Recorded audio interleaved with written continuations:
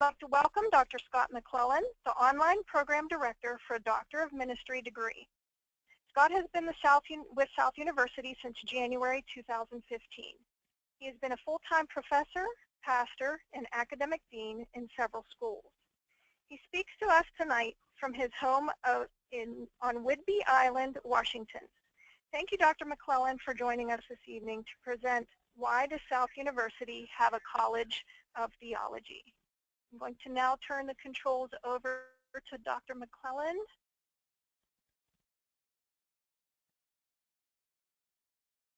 And you're all set.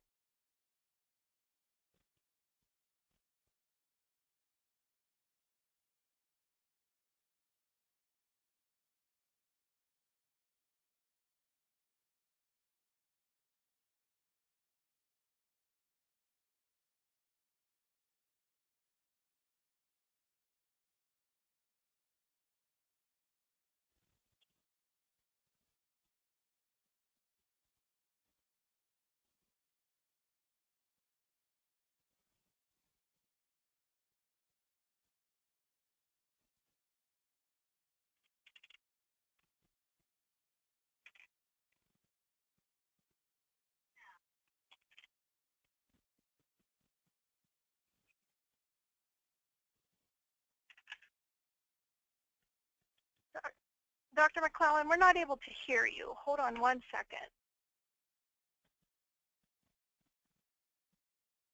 Can you hear me now? Yes, we can hear you now. If you want to. Okay. Back up. Very good. I'll thank you, Kim. Well, I was just saying thank you to everybody for joining us today, which for many of you is evening. For us here on Whidbey Island is the afternoon. So we're glad to have you with us. And answering the question today, why does South University have a College of Theology? I think we're the newest college in the South University family.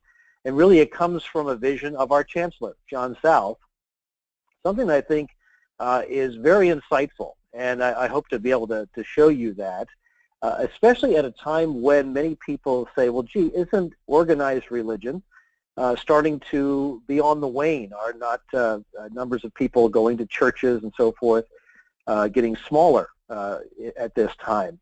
And we'll want to explore that. But let's first talk about the vision that John South had. Because South University tries to educate whole persons, and particularly has a number of our graduate programs working with those who are professionals, it just seemed to be a very natural part of a holistic approach to look into the area of the clergy and people who are involved in faith-based institutions.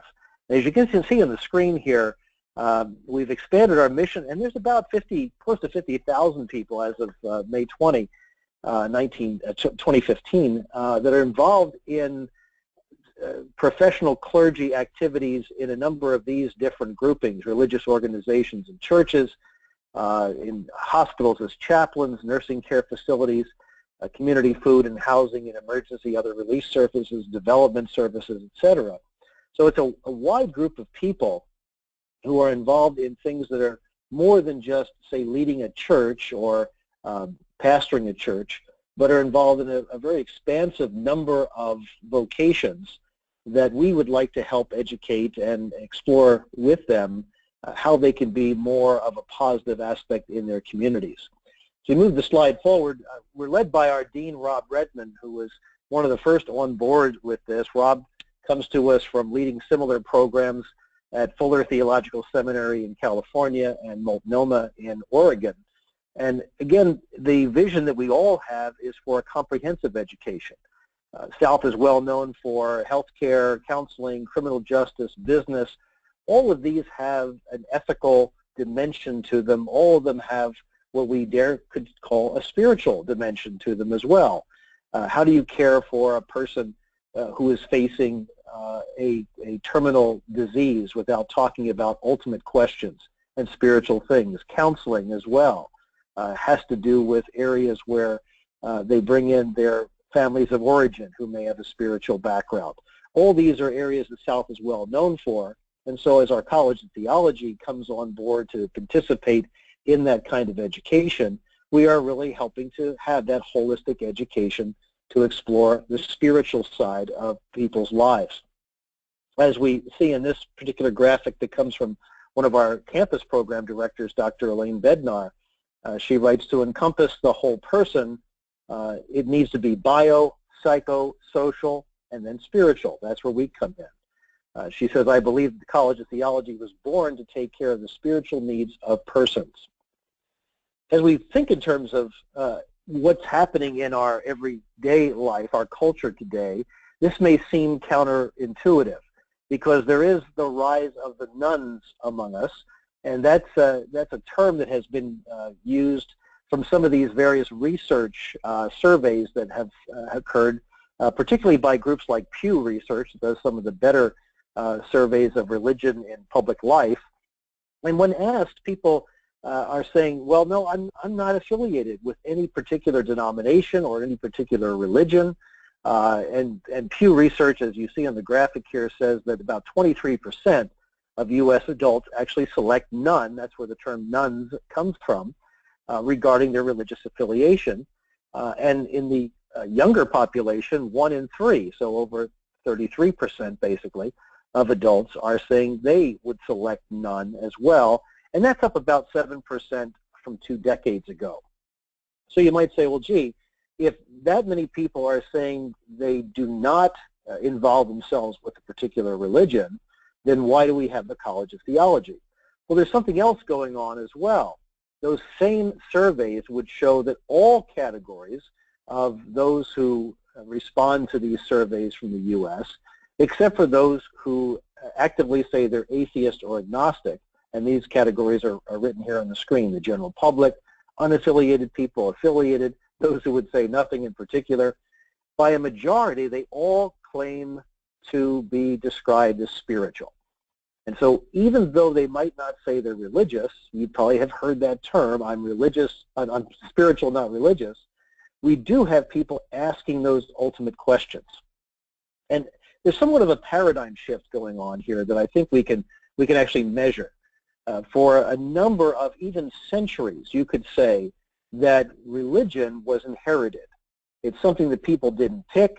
It came from parents to children. It's something that was seen as an affiliation of sorts, usually with a known denomination or a known religious group. Certainly in America, you would have Protestant, Catholic, and Jewish as the predominant ones over the course of those last couple of hundred years. But what that also does, when you inherit a religion, you may not actually have an active affiliation or an active life in it because you haven't actually chosen it. It's not something that you've looked upon and say, I want to be part of this group. And so in a sense, even though the numbers might say there were more people involved in religious organizations previously, that was a matter of just saying they had a membership or an affiliation with it. These days, people are choosing, and they want to know what various groups would have in mind for them as they do their own spiritual journeys.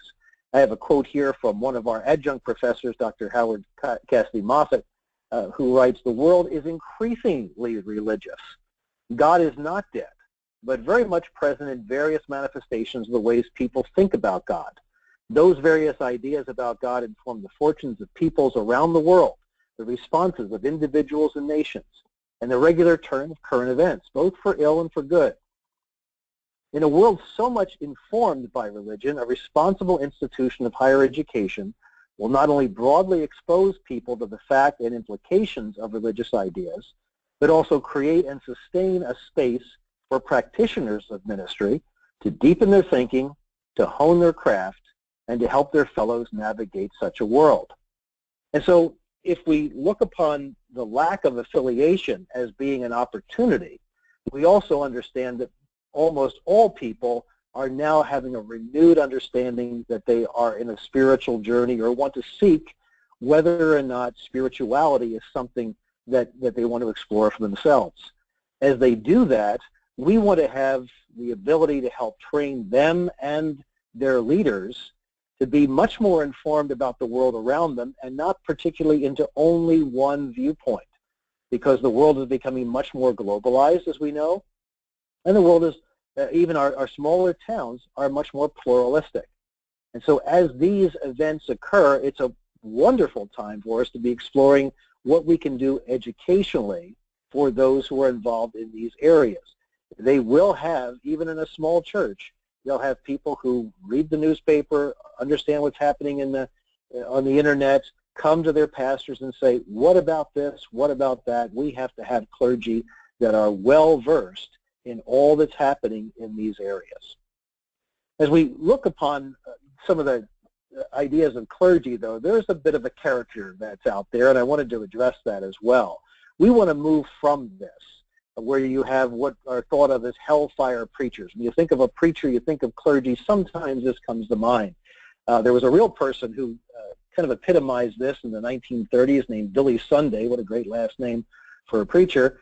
And he would preach the hellfire stuff, and people would be scared and all the rest. In Hollywood, that was kind of exemplified in the movie Elmer Gantry, Burt Lancaster starring in that in 1960. And then money-grubbing opportunists are also sometimes thought of as clergy, although I don't think it's restricted just to them. You may remember this portrayal that Steve Martin did of Jonas Nightingale in Leap of Faith in 1992.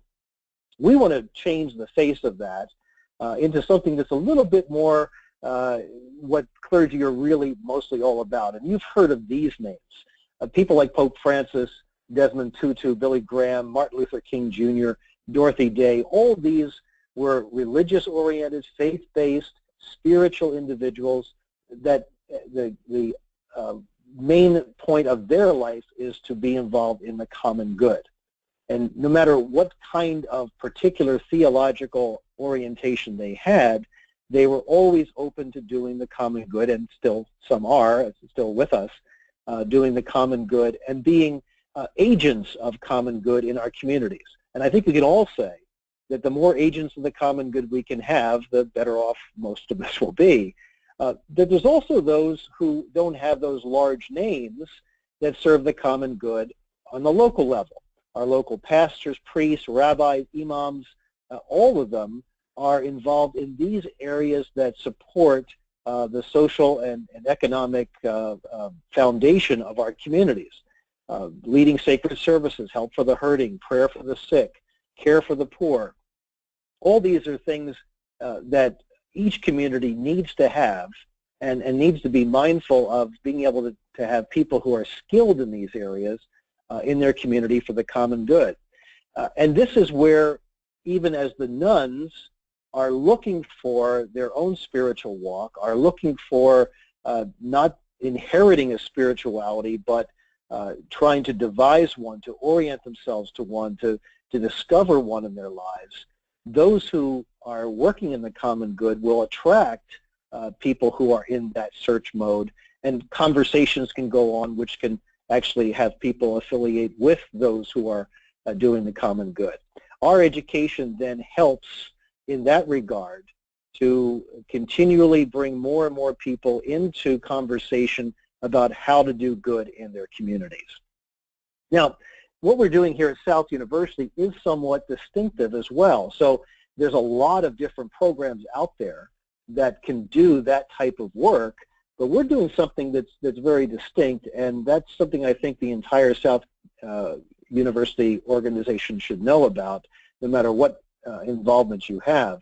A Doctor of Ministry program, like most doctorates, is looked upon as a terminal degree. That doesn't mean it's fatal for you. Instead, what it means is it's the top of the line. It's what takes people from where they're at and allows them to be expert practitioners in the area, in our case, of ministry. Unfortunately, though, over time, ministry has sort of taken on a very traditional approach, and most schools will not permit anyone into a Doctor of Ministry program unless they have a particular degree called the Master of Divinity.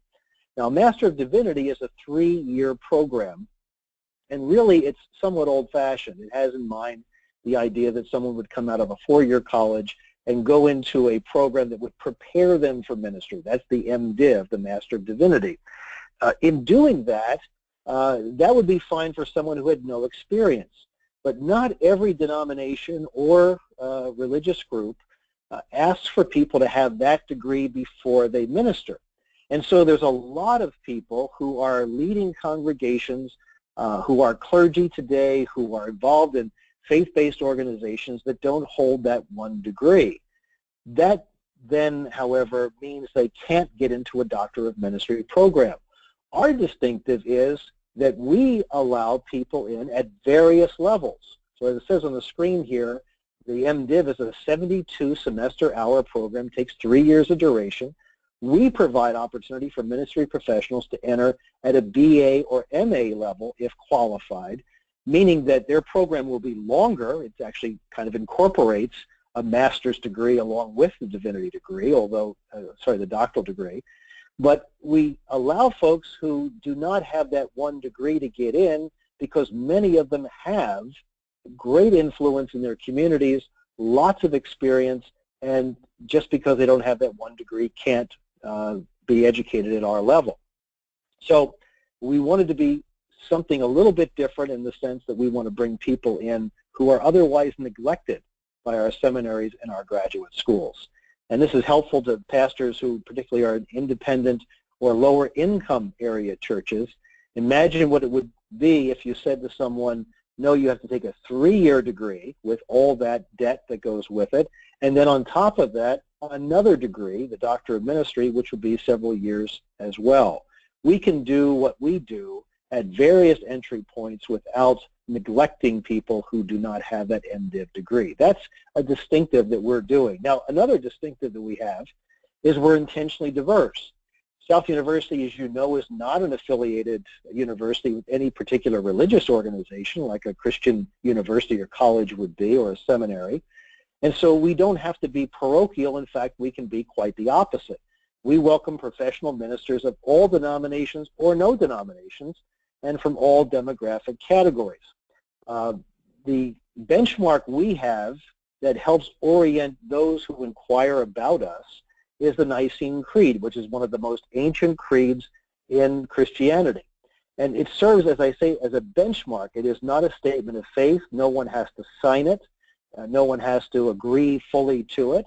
But it shows people what our theological orientation is. Most of our professors will agree to the Nicene Creed in whole or in most part, but our students do not have to. In fact, back in the time when I was interviewing for my position, I was asked the question, would it be okay in my mind if people from other groups besides Christianity would come into our program? And the answer is absolutely yes. And one of the reasons we're doing that is because of the paradigm shifts we're seeing. So much of that globalization and pluralism we spoke about before has an impact into the lives of those who are in the various churches that we have, so that they need to be rubbing shoulders, talking to others from different fields, different traditions, and ultimately they find out that what we hold as diversity is not, it's mutually exclusive, but there's a lot of similarities to their search for spirituality that can be a great asset to the community. And of course we have women and men faculty here that have terminal degrees, either a PhD in their field or a Doctor of Ministry, as well as they have pastoral experience. So we are teaching from the highest academic side of things, but also we have the practical experience that you expect with a program like a Doctor of Ministry, which has much practical application to it. A third distinctive that we're very, very pleased about, especially from the online side of things that I'm the program director of, is that we have truly a fully online program. Now we have many, many campuses, as you know, in South University, and the Doctor of Ministry is available on almost all of those campuses, or it soon will be. So you can do face-to-face. But the unique part of us is that we're fully online as well. So the fact is we have no residency requirement. Now you may not be aware, but in many of the Doctor of Ministry programs found elsewhere, you have to go for a week or more during a year, or maybe it's a couple of times a year, with the extra expense of travel, accommodations, food, all the rest, to be in the presence of your professors and have an intensive. And while that has a value to it, the fact of the matter is, being a practical degree, we would rather have you not take time away from your ministry or your family in order to apply what you're learning. And so a student does not have to do any residency whatsoever, no travel, unless they want to, for the South University Doctor of Ministry degree. Again, that's a strong distinctive to us. And I just have here the various states that we have the Doctor of Ministry program available in on campus as well. So you have a couple of opportunities, different ways to go with what we're doing. Again, the idea behind it is to be an addition to the South family, fully integrated as a holistic program. Let me read what one of our adjunct faculty has to say, Dr. Ronnie Fox. He says, the College of Theology helps the institution as a whole achieve its mission of instilling a philosophy dedicated to, quote, contribution and commitment to the advancement of community, unquote. A cohort of students in our program get to share with and sharpen each other with professional expertise from a variety of ministry locations and contexts. The content helps learners gather and master tools for their unique places of service. All this contributes to advancement of community in a purposeful and unique manner in the institution. I think, Dr. Fox says, the College of Theology is positioned to help South achieve its institutional mission in some unique and important ways. We help South be what it says it wants to be.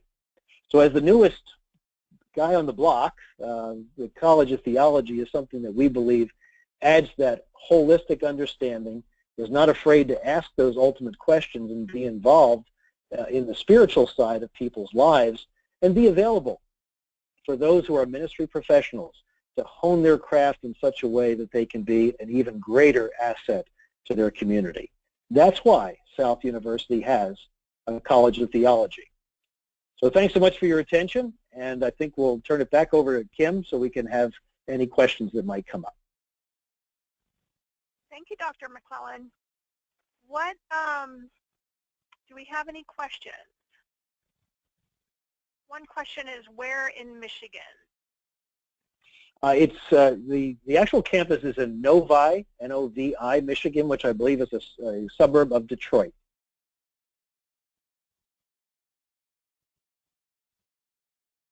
Do we have any other questions?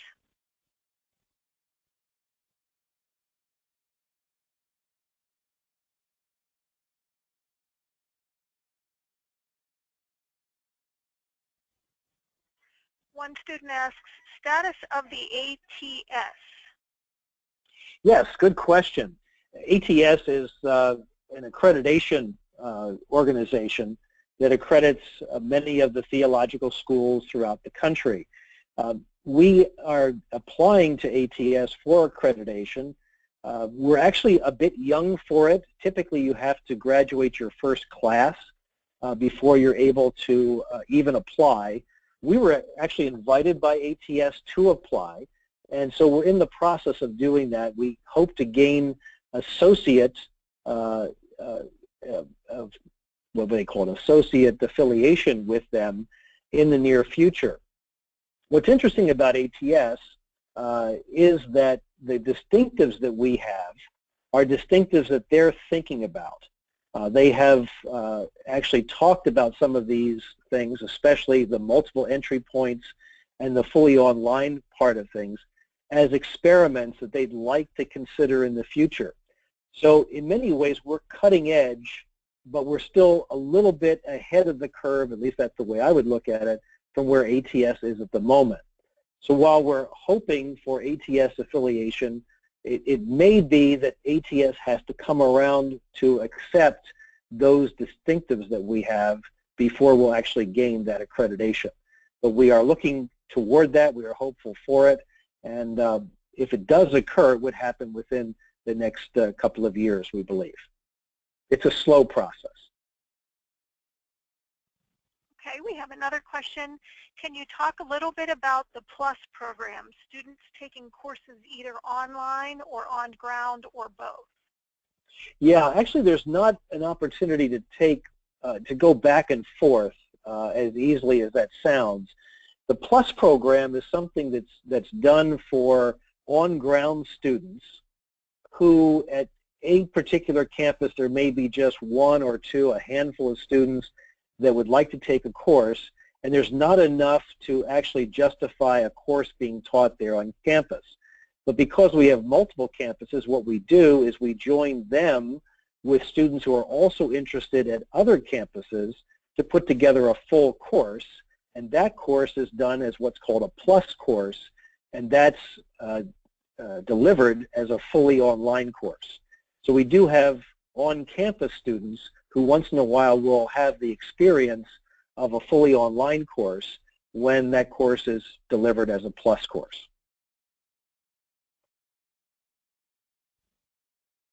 Okay, another question, is the Doctor of Ministry the only degree offered at the School of Theology? If not, what other degrees do you offer?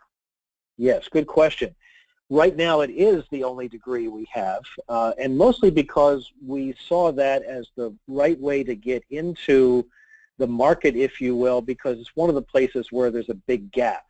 What's interesting about the Doctor of Ministry program is a lot of seminaries and graduate schools that offer it are actually seeing their numbers decline, and we know the reason for that is that requirement for the Master of Divinity as the only way you get in. With us, we're growing. The online program, for example, has 70 students right now, and that's great within the short amount of time that we've been going. The entire College of Theology has well over 200. I think we're close to 250 total in that, which again is a marvelous number for our age.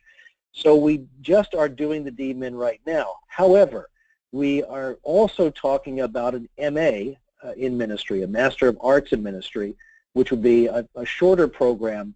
At this point, it would not be something that is outside the Doctor of Ministry, but would be something that students, as they enter, short of having a comparable Master of Divinity degree, they would be enrolled in the DMin, but if they did not get far enough in their program, they could have a way to get out short of a doctorate with a master's. And that's the way we're approaching it. It's not offered yet. It's not been approved yet, but we're talking about that, and we likely will bring a proposal toward that end for the near future. Okay, great. Any other questions?